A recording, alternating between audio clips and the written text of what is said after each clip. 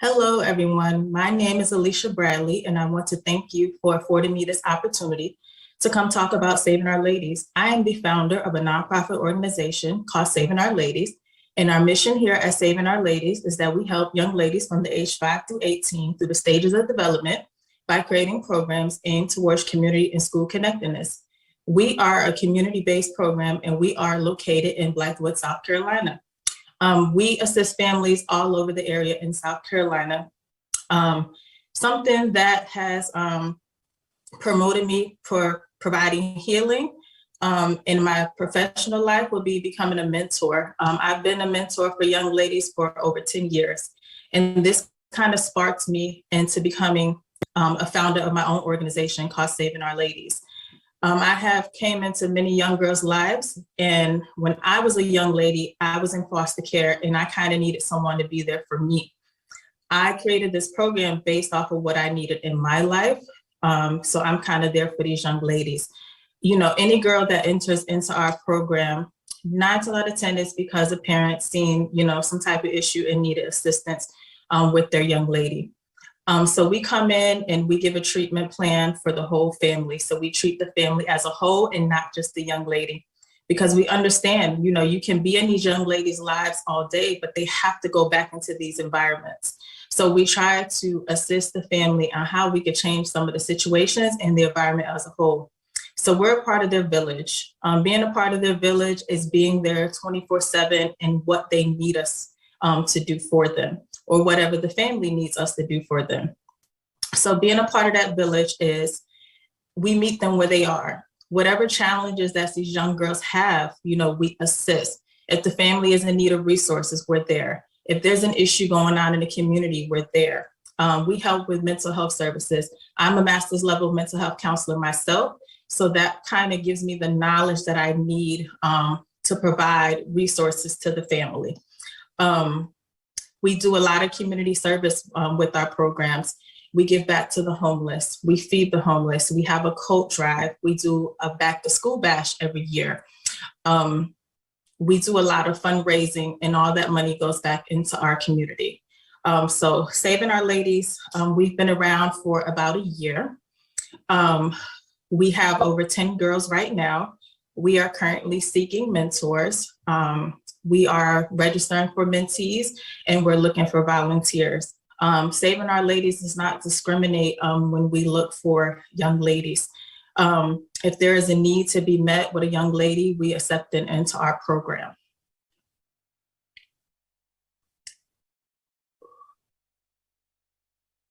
So with Saving Our Ladies, like I said, our young girls range from the age 5 through 18 years old. Our youngest that we have right now is 5, and our oldest that we have is 18.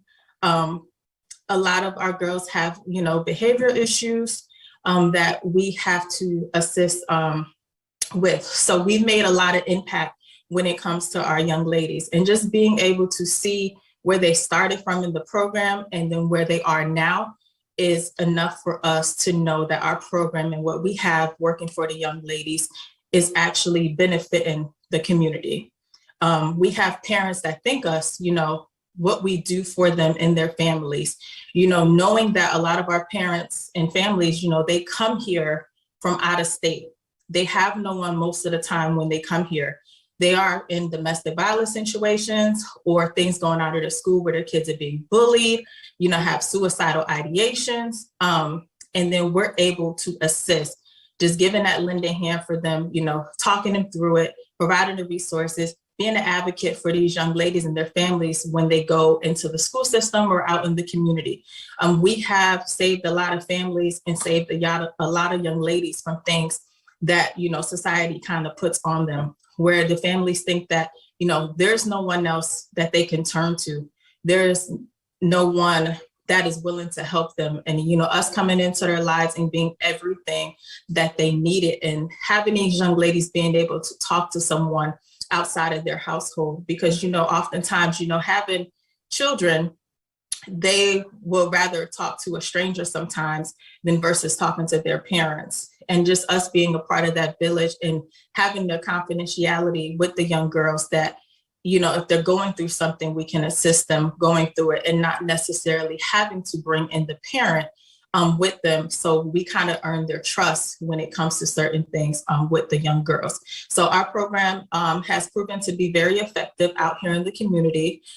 We continue to move forward, and we try to advance our program as much as possible, because every day, it's changing. This generation is different from, my generation, and just kind of following not necessarily the trends, but a lot of things that we're seeing affecting our young ladies, and letting them know, and our families, that, we're always going to be there for them, assist them in any way possible. It's nothing too big or nothing too small that Saving Our Ladies will not be there for them to help them in any way possible. I still have young ladies from before I started my program now that are mothers that are still reaching out to us, want them to be a part of their lives still, even though they're adults. And then also, a part of their children's lives, and, asking us, how do they do certain things, offering them the parenting skills that they need, connecting with other programs and other resources to get for these young ladies, so that they can be successful and start with their kids when they're younger, so that they don't make some of the same mistakes that they have made, that ended them in certain situations, that if they had someone to lead them and guide them, that they wouldn't have made some of those mistakes.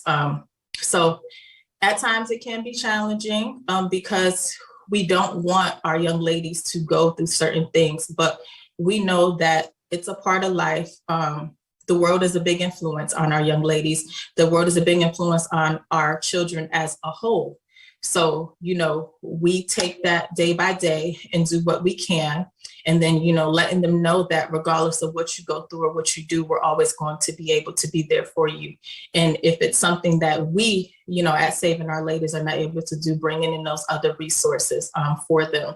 Like I said, this program was based off of what I needed as growing up. I was a troubled child. I lost my dad when I was 1 year old.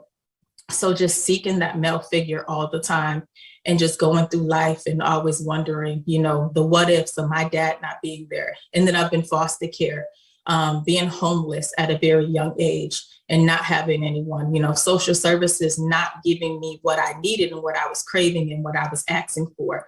And, my mom being a single parent, having assistance from my grandmother, but it was one of three, had other children and a lot of other things going on in the home, and not being able to talk to anyone about what I had going on, and had to suffer in silence when it came to a lot of stuff. And I have children of my own, and just noticing things and trends, and moving from up north and coming down here to South Carolina, that there are many different challenges that the kids are facing these days. And as a parent, we're not going to be able to do everything and see everything and know everything, but being able to have a village to assist you with things that you need for your children is always very important. So Saving Our Ladies, we're here. We've been here for the last year. We're here to stay, and we're trying to improve our program often for our young ladies and for our families and the community as a whole, to let them know that we have their back and we're going to always be there. And like I say, thank you guys for having me. Saving Our Ladies is always looking for volunteers, mentees, and community support sponsors and donors as much as possible. Again, thank you, Angel, for having me.